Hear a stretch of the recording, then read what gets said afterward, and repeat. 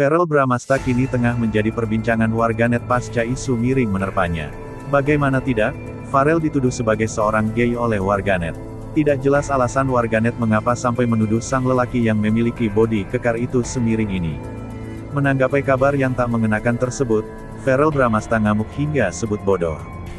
Verrell Bramasta dituduh gay. Putra sulung Vena Melinda itu dituding gay dan memiliki kekasih sesama jenis. Kabar tersebut heboh di kalangan warganet hingga sampai ke telinga sang aktor.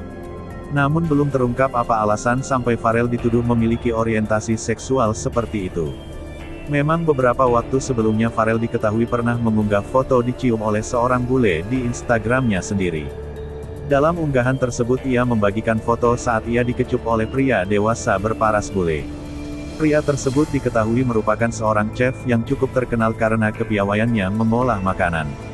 Dulu dan sekarang, 3 tahun dan gak ada yang berubah, hahaha.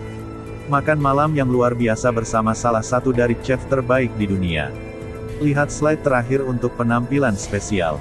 Malam yang indah. @cenburak, tulis Verrell. Di slide selanjutnya, Verrell juga memperlihatkan momen 3 tahun lalu saat ia dikecup oleh chef tersebut. Di slide-slide selanjutnya ia memperlihatkan momen sang chef saat sedang memperlihatkan atraksi memasak. Verrell Bramasta ngamuk hingga sebut bodoh. Kabar tersebut membuat pria 25 tahun itu buka suara lewat unggahan terbarunya di laman Instagram. Verrell menyinggung soal orang yang suka membuat gosip dan mereka yang percaya dengan gosip tersebut. Tebak?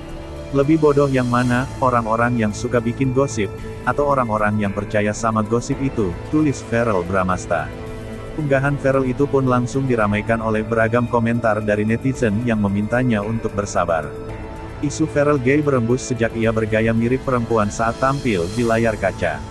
Usai putus dari sang mantan kekasih Natasha Wilona, Verrell juga masih betah sendiri dan belum tampil dengan sosok kekasih barunya.